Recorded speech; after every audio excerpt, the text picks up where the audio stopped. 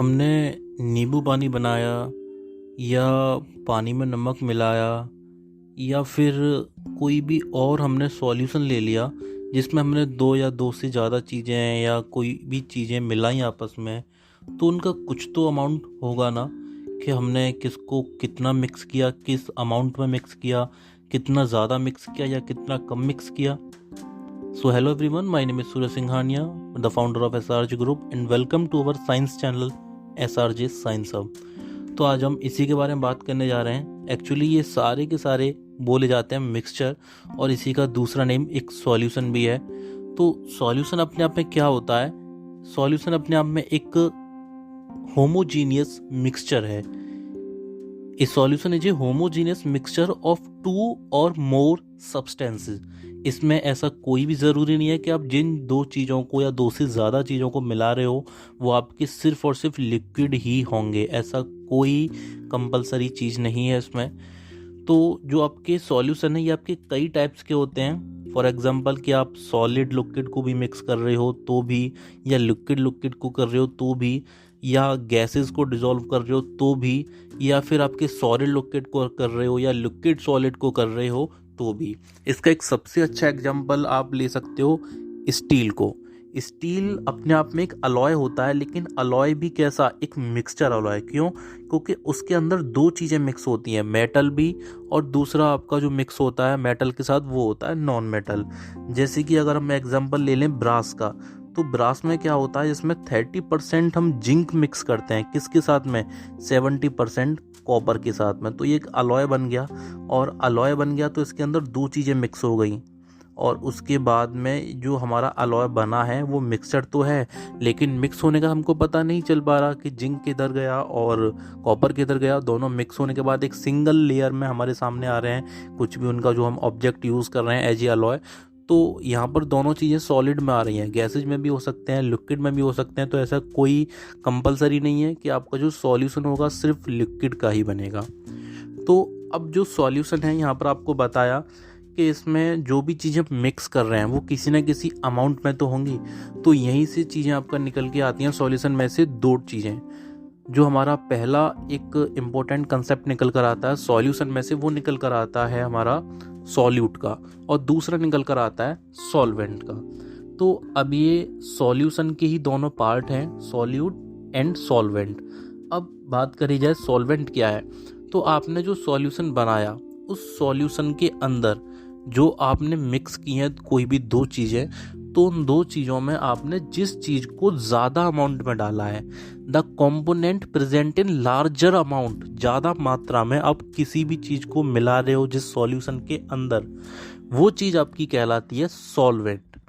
अब वहीं इसका अपोजिट कि आप उस सॉल्यूशन में जिस चीज़ को लेस अमाउंट में मिला रहे हो, कम मात्रा में मिला रहे हो, तो वो आपका कहलाता है सॉल्यूट। फॉर एग्जाम्पल अगर हम नींबू पानी बना रहे हैं, लेमनेड जूस बना रहे हैं, तो हम जो वाटर लेते हैं, जितना भी वाटर लेते हैं, फिर उसके अंदर हम जो लेमन ड्रॉप मिक्स करते हैं, तो जो लेमन ड्रॉप जो आपका लिक्विड फॉर्म में हम जब मिक्स कर रहे हैं पानी के अंदर, तो पानी से ज़्यादा तो नहीं होती, पानी से कम ही होती है।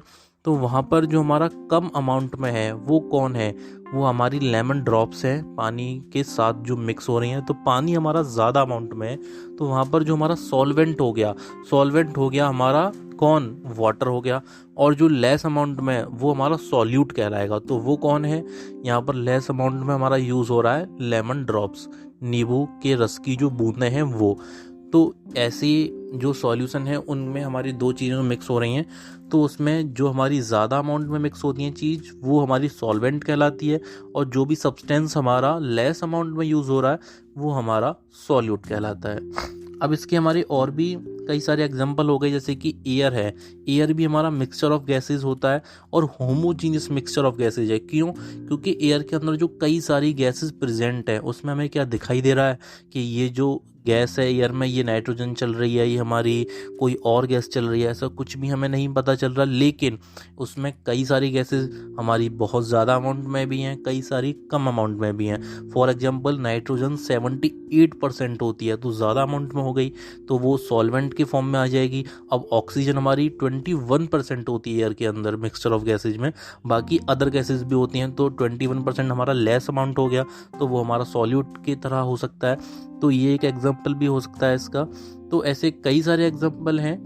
जैसे अगर आप चीनी को पानी में मिलाओ तो वहाँ भी हमारे जो वाटर का अमाउंट है वो ज़्यादा है, चीनी का अमाउंट हमारा कम है। अब यहीं से शुरुआत इस चीज़ की भी होती है कि आखिरकार हम ये जो डिपेंड कर रहे हैं कि कितना ज़्यादा अमाउंट में हमारा क्या चीज़ जाएगी और क्या चीज़ कम जाएगी। अब क्या होता है, जो हमारी लिक्विड है उसके पार्टिकल्स में जो गैपिंग होती है, जिसके बेस पे लिक्विड की कंप्रेसिबिलिटी भी मानी जाती है। सॉलिड में तो बिल्कुल क्लोजली पैक होते हैं पार्टिकल्स, तो वो जो गैपिंग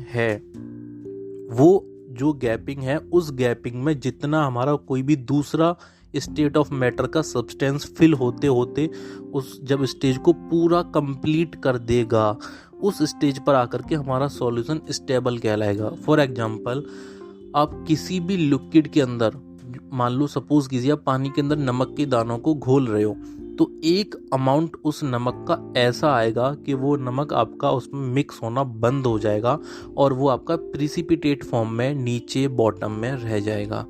तो उसको हम कहेंगे कि जो नीचे हमारा बॉटम बचा है, वो जिस पॉइंट पर आकर के शुरू हुआ बचना नमक हमारा, वो उस स्टेज से पहले नमक हमारा जो पानी में घुल रहा था, वो हमारा सॉल्यूशन एकदम स्टेबल कंडीशन में आ गया था। मतलब उसने सारा स्पेस जो है हमारा लिक्विड का, वाटर का, वो कंप्लीट कर दिया है। इसलिए अब हम उसमें और कितना भी नमक घोलें वो नमक घुलेगा ही नहीं।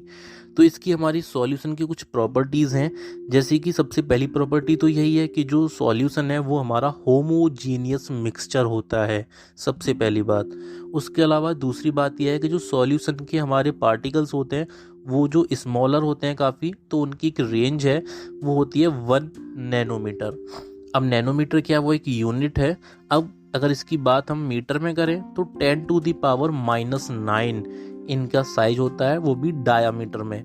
ये डायामीटर का साइज बताया जा रहा है सॉल्यूशन के पार्टिकल्स का, 1 नैनोमीटर और 10⁻⁹ मीटर इन डायामीटर। रेडियस जानते हो डायमीटर का हाफ होता है, लेकिन ये पूरा कंप्लीट डायमीटर बताया जा रहा है।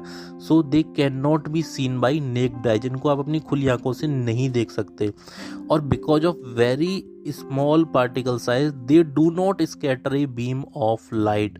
लाइट की जो रोशनी की जो एक बीम है, जो एक रे जाएगी किरण, वो उसमें से पास भी नहीं हो पाती। तो ये भी एक प्रॉपर्टी है। The path of light is not visible in A solution. किसी भी सॉल्यूशन में आप लाइट का जो रास्ता है वो नहीं जाएगी, उसको वो रोकेगा। The solution particle can not be separated from the mixture by the process of filtration. Filtration छलनी को बोलते हैं। जैसे कि अगर हम बात करें घर पे जब कोई चाय बनाते हैं हम, तो चाय बनाते टाइम पे जब आप चाय को छानते हो बाद में, तो उसमें से चाय पत्ती के जो दाने होते हैं वो छलनी के ऊपर रह जाते हैं और बाकी की चीज़ें नीचे निकल आती हैं चाय में, ठीक है। तो अब जो आपने फिल्ट्रेशन से सेपरेट किया चाय के दानों को, तो वो चीज़ नहीं हो सकती सॉल्यूशन के अंदर। आपने नमक को मिलाया पानी में, जब तक वो घुल रहा था, तो जब आप उसको छलनी से अगर फिल्ट्रेशन से फिल्ट्रेट करते हो तो पूरा ही नीचे जाता है ना, नमक के दाने तो ऊपर नहीं आ रहे। तो वही इसमें बताया गया है कि आप उनको सेपरेट नहीं कर सकते फिल्ट्रेशन प्रोसेस से। The solute particles do not settle down when left undisturbed, that is a solution is stable. तो जब वो आपके लेफ्ट नहीं रह रहे नीचे, इसका मतलब यह है कि जो आपका सॉल्यूशन है, जो अभी आपको पहले बताया, वो स्टेबल कंडीशन में आ गया है। अगर उस कंडीशन से ऊपर हम उसमें फिर भी मिलाते रहेंगे, जो भी हम अपना मिला रहे हैं किसी पानी में, मान लो नमक मिक्स कर रहे हैं, तो वो आपका किसी न किसी एक पॉइंट पे आकर के वो आपका जब बचना नीचे शुरू हो जाएगा, जब वो डिजोल्व नहीं हो रहा, तो उस पॉइंट से पहले वो आपका जो सॉल्यूशन है वो आपका स्टेबल सॉल्यूशन कहलाएगा। So thank you everyone.